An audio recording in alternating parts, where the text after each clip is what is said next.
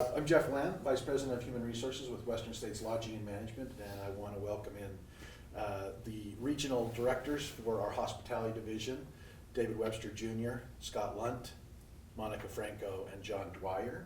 Appreciate you all being here today to kind of get to know you a little bit better. The intent is to understand you a little bit better, to understand your thoughts on your role as a regional director and how you think you can help and how you think the company's moving forward and what we need to do to continue to be the best company that we can possibly be, and hopefully the best one out there for our investors and our employees.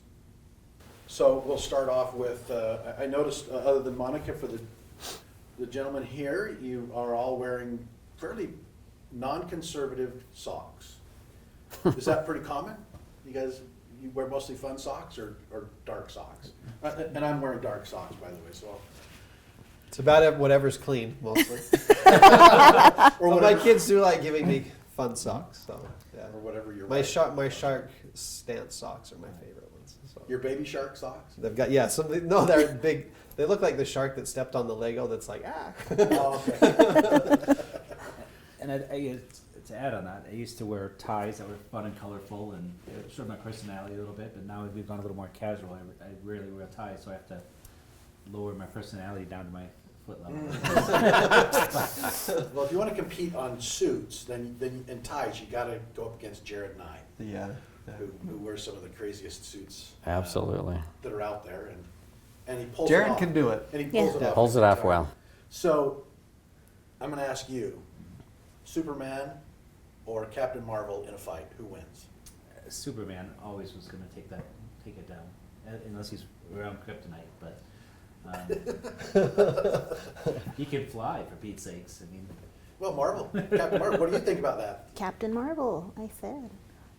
I really am just opposing whatever you say. I'm going to say the exact opposite. which So, will probably do you well in life. but I feel like that'll be okay.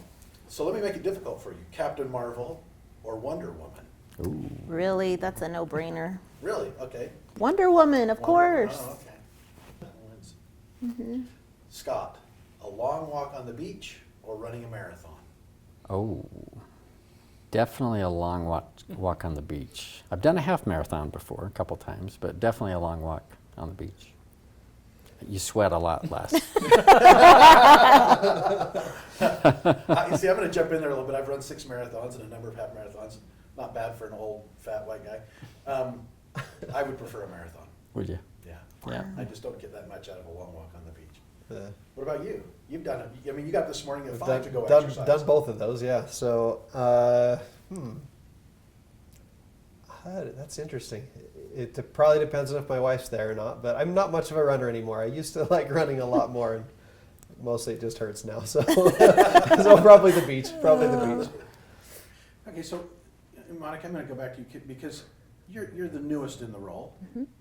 So this is probably the freshest, although I think all of you can maybe comment on what that's like. But moving from a GM to a regional position, what did you find most challenging? Time. When you are physically on property and in the trenches, time goes away really fast.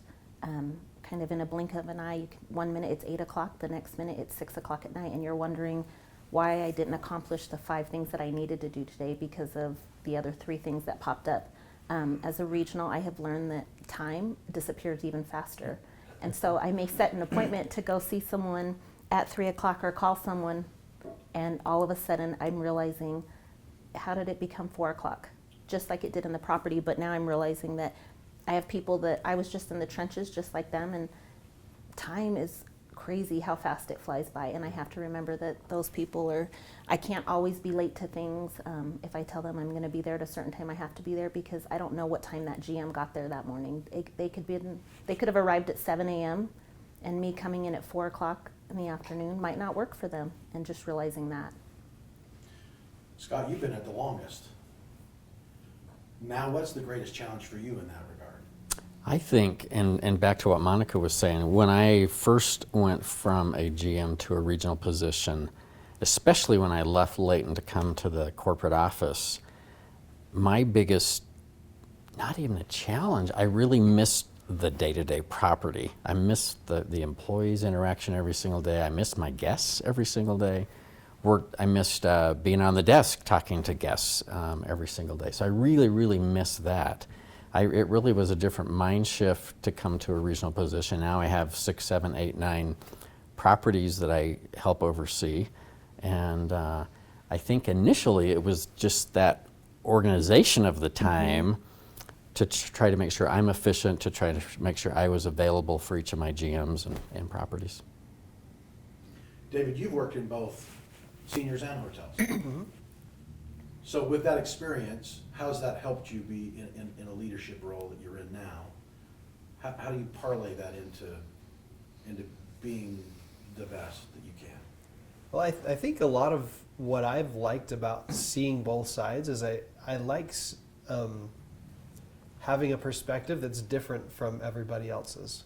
Because I really had most of my leadership opportunities on the senior side before I came to the hotel side. And so as I would learn about processes and other things like that, I felt like there was a lot that I could merge over onto the hospitality side that would be helpful on our side, on the hospitality side. So it is nice coming to the hotel side that I don't have to see my friends decline all the time. That got hard.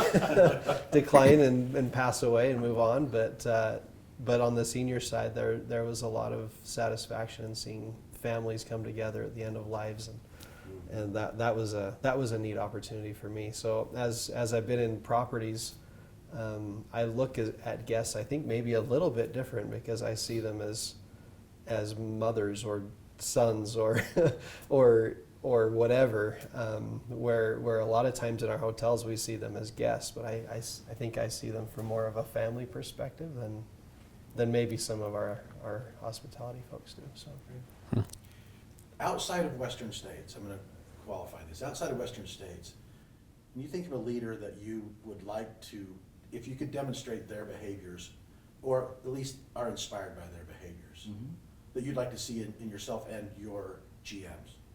Sure. It goes back to really my first job ever. I was a kid who grew up in McDonald's. So my first GM at McDonald's was just this charismatic, wonderful, upbeat person. We used to open the place at 5:30 in the morning, and he was there at 5. Just welcoming everyone, getting everyone engaged, and but would just go out of his way to make us feel at home, making sure you're checking more than just work. How's school going? How you doing in sports? We really get to know us, and that really kind of taught me how to lead. He rarely had turnover at that McDonald's, which back in the early 80s or 90s, it was unheard of. But it just was a fun place to work. He created this culture that I think I've taken through my career, and always wanted to build that culture. And so yeah, as a result, he's always somebody I look back to. Monica, on a plane, window or aisle seat? Window, but I use the restroom quite often. So oh, you're one of those. I try not to be. I think I need to switch to an aisle person. I do. You always get your Sorry shit if I done. sit next to any of you in advance. Scott, dog or cat person? Oh, geez. Window, right? No. Definitely aisle, but dog or cat? I have a dog. We've had cats. Neither. That one I will accept. Yeah. Although it'll probably offend people when you say I mean, through the years, my wife's a science lady. Through the years, we've had every pet imaginable that you could have in Utah legally. And now that my kids are all gone, I still have the dog. But I'm good. We are not home very much, and so neither's great. Cat's better if you're not home much. Yeah. Pretty self-sustaining, right? Yeah. As a child, David, what got you in the most trouble? Ooh. Oh man, probably beating up my siblings. Hate to say it, but yeah, I was kind of merciless on those poor little siblings of mine. So, oldest of 7. That's Jake's out there yeah. going, he's Yeah, Jake's like nailed it. Yeah, probably just being a little merciless on my poor siblings. So, John, your guilty pleasure. Oh, probably Starbucks. If I'm having a bad day, just for some reason Starbucks just always cheers me up. So, given a grande caramel macchiato is, So I'm not sure why you feel that makes you guilty. well, when I look at my debit transactions, Oh, okay, I went to it's from a Starbucks 6 financial times this week. standpoint. That's probably not the best choice, but Scott, I'd ask you Pepsi or Coke, but I know it would be Diet Coke would be the answer. So anybody else have a preference? Coke, regular. Regular Coke. I do like Pepsi. Do ya? Andy loves Diet Pepsi. Neither one. Dr. Pepper's the only way. Or Mountain Dew. I would go with Mountain You'll Dew go or with Dr. Mountain Dew. Pepper. But Well, that'll make Paul happy Yeah, if you there go you with go. Mountain Dew. Well, I again want to thank you for your time today. Appreciate your answers and your input and fun. Hopefully, everyone gets to know you a little bit better and some of the things about you in your role and how you feel about things, and we all begin to continue communicating and understanding each other better. So thank you. Thank you. Thank you. you.